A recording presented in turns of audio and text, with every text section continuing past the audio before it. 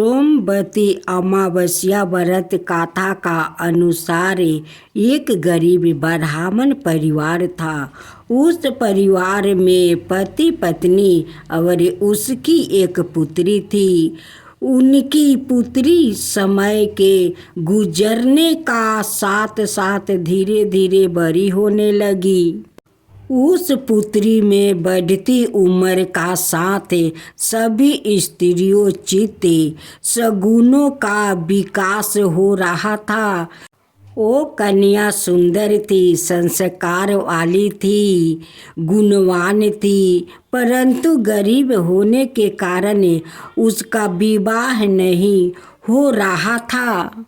एक दिन उस ब्राह्मण का घर एक साधु महाराज आया। साधु उस कन्या का सेवा भाव से अत्यधिक प्रसन्न हुआ। कन्या को लंबी आयु का आशीर्वाद दिया। साधु ने कहा कि इस कन्या का हाथ में विवाह योग्य रेखा नहीं है। तब ब्राह्मण चंपित ने साधु से इसका उपाय पूछा। कन्या ऐसा क्यों करे कि उसके हाथ में विवाह योग्य बन जाए। साधु महाराज ने कुछ देर विचार करने के बाद अपनी अंतर्दृष्टि में ध्यान करके बताया कि कुछ ही दूरी पर एक गांव में चंपा नाम की एक कुमहीन महिला अपने बेटा और बहू के साथ रहती है, जो बहुत ही आचार विचार वाली थी, संस्कार संपन्न थी, लेकिन पति परायण थे। यदि यह सुख नाये उस कोमहीन की सेवा करे और वो महिला इसकी शादी में अपने मांग का सिंदूर लगा देती है और उसके बाद इसका कन्या का विवाह हो जाए तो इसका कन्या का विधवा योग मिट सकता है। साधु ने यह भी बताया कि वो महिला कहीं बाहर आती जाती नहीं है। यह बात सुनकर ब्राह्मणी ने अपनी बेटी से कोमहीन की सेवा करने का प्रस्ताव रखी। अगले दिन से ही कन्या प्रातःकाल ही उठ कर चंपा कोमहीन के घर जाकर साफ सफाइयाँ करती है। सारे काम करके अपने घर आपस आने लगती है। एक दिन चंपा कोमहीन अपनी बहू से पूछती है कि तुम तो सुबह ही उठकर सारे काम कर लेती हो और पता भी नहीं चलता है कि कब तुम उठकर काम कर लेती हो। बहू ने कहा, माँ जी, मैंने तो सोचा कि आप ही सुबह उठकर सारे काम खुद कर लेती हो। मैं तो देर से उठती हूँ। यह सब जान कर दोनों सास बहू घर की निगरानी करने लगी कि कौन है जो सुबह ही घर का सारा काम कर लेती है। कई दिनों के बाद कोमहीन ने देखा कि एक कन्या मुंह ढाके अंधेरे में घर में आती है और सारे काम करके वो चली जाती है। जब वो जाने लगी तो चंपा कोमहीन उसके पैरों पर गिर पड़ी। पूछने लगी कि आप कौन है और इस तरह छुप कर मेरा घर का सारा काम कर लेती हो और चली जाती हो। तब कन्या ने साधु का कही हुई सारी बात बताई। चंपा कोमहीन पति परायण थी और उसमें एक किरण जैसा तेज था। वो तैयार हो गई। चंपा कोमहीन का पति का थोड़ा अवस्था खराब था। उसने अपनी बहू से अपने लौट आने तक घर पर ही रहने को कहा। चंपा कोमन ने जैसे ही अपने मांग का सिंदूर उस कन्या की मांग में लगा देती है, चंपा कोमन का पति मर जाता है। उससे इस बात का पता चल गया। वो घर से निराजल ही चली थी, यह सोच कर कि रास्ते में कहीं पीपल का पेड़ मिलेगा तो उसे बहुरी देकर और उसकी परिक्रमा करके ही जल ग्रहण करेगी। उस दिन सोमवती अमावस्या थी। ब्राह्मण के घर मिले पुए पकवान की जगह उसने ईंट के टुकड़ों से 108 बार भौरी देकर 108 बार पीपल के पेड़ की परिक्रमा की और उसके बाद जल ग्रहण किया। ऐसे करते ही उसके पति के मृतक शरीर में वापस जान आ गई। कोमैन का पति फिर से जीवित हो गया। माँ काली का उत्पन्न होने की गाथा। जय माँ काली, जय माँ काली। जगत जननी माँ अम्बे ने राक्षसों का संहार करने के लिए माँ काली का विकराल रूप धारण किया था। उनके इस रूप के पीछे सहस्त्रों में बहुत सारी कथाएं प्रचलित है और पुराणों में भी इनका विखायन मिलता है। आइए जाने माँ का भयानक और ममता माई स्वरूप की कथा। दारुक नाम का राक्षस ने ब्रह्मा जी को प्रसन्न करने के लिए कड़ी तपस्या की। उससे प्रसन्न होकर ब्रह्मा जी ने उसे वरदान दिया कि उसकी मृत्यु केवल महिला के हाथों से होगी, अन्य कोई भी उसे मार नहीं पाएगा। वो राक्षस ब्रह्मा जी का वरदान का गलत फायदा उठाने लगा और उसने सारे ब्राह्मणों, संतों और देवताओं का जीना मुश्किल कर दिया। उसने अपनी शक्ति से सारे अनुष्ठान बंद करवा दिया और स्वर्ग पर अपना राज जमाकर बैठ गया। सारे देवता उससे लड़ने गए पर निराश होकर वापसी लौट आए। तब ब्रह्मा जी ने बताया, यह राक्षस सिर्फ किसी स्त्री के हाथों ही मारा जाएगा। सारे देवता मिलकर भगवान शिव का पास मदद की गुहार लगाने पहुँचे। दारुक राक्षस के आतंक के बारे में बताया। तब इस समस्या के समाधान के लिए भोलेनाथ ने जगत जननी माँ पार्वती की तरफ देखा और कहा, हे कल्याणी, जगत के हित के लिए और उस दारू के दैत्य के लिए मैं तुमसे प्रार्थना करता हूँ।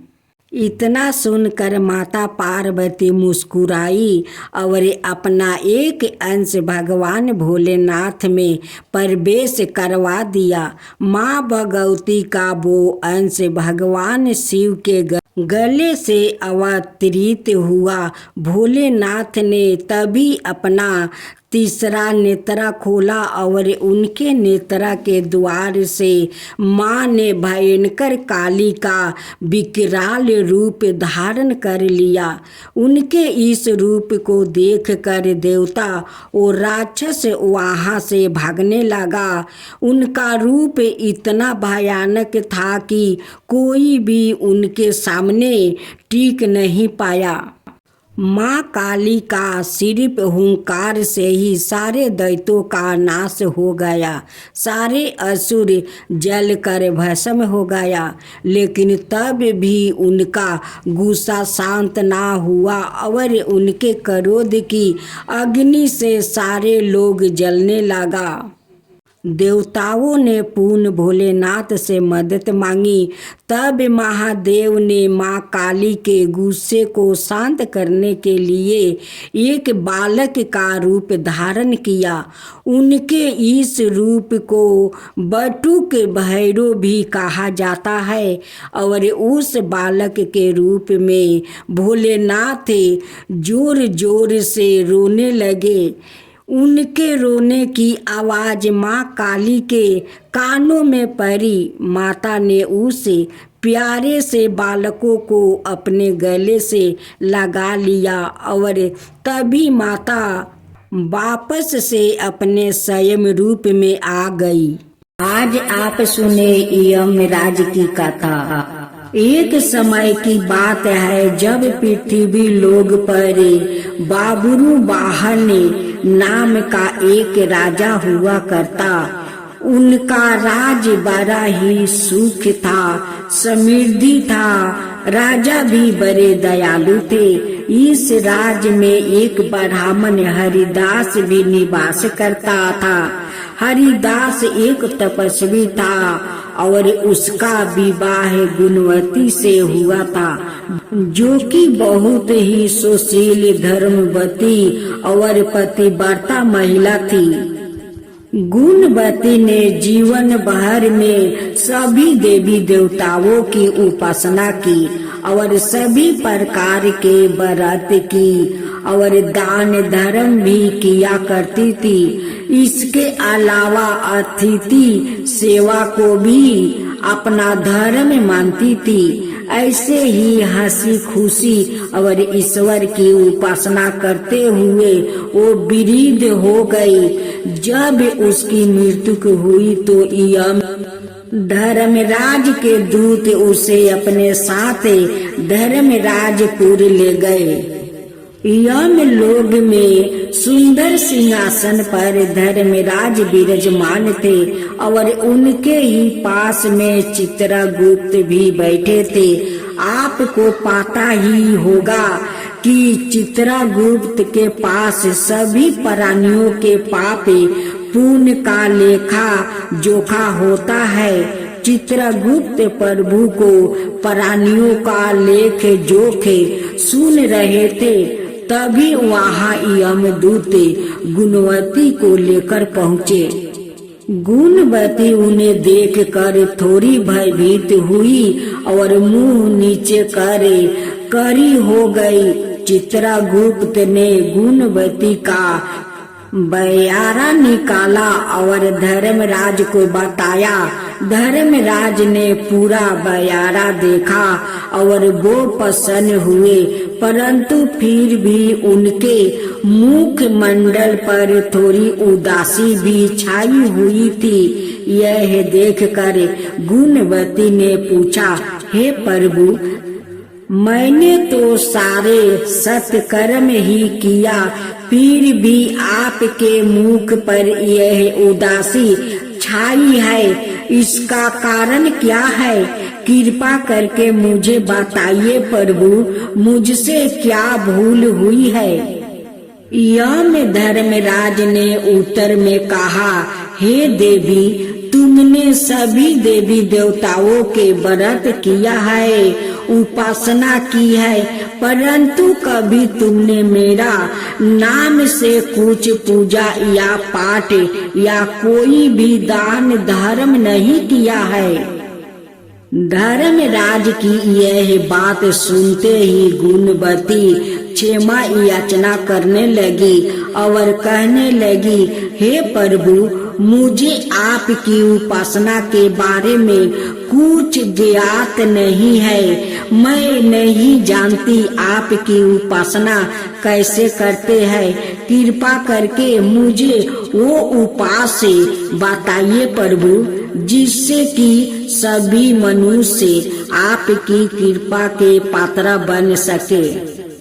यह सुनकर गुणवती ने धर्मराज जी से क्षमा याचना की और कहा कि मैं आपकी उपासना नहीं जानती थी।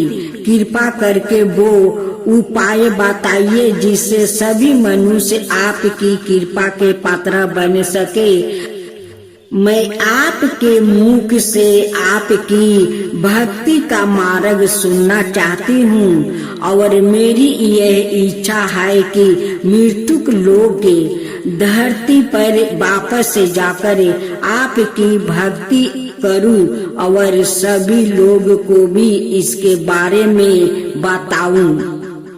धर्मराज जी ने उसकी विनती सुनकर बताया, जिस दिन सूर्यदेव उत्तरायण में प्रवेश करते हैं यानी कि मकर संक्रांति के दिन मेरी पूजा शुरू करना चाहिए और उस दिन से लेकर पूरे 1 बरस तक मेरी पूजा करते हुए कथा सुनना चाहिए और एक दिन भी पूजा या कथा नहीं छूटनी चाहिए। साथ ही पूजा करने वाले व्यक्ति को धर्म के इन 10 नियमों का पालन करना चाहिए।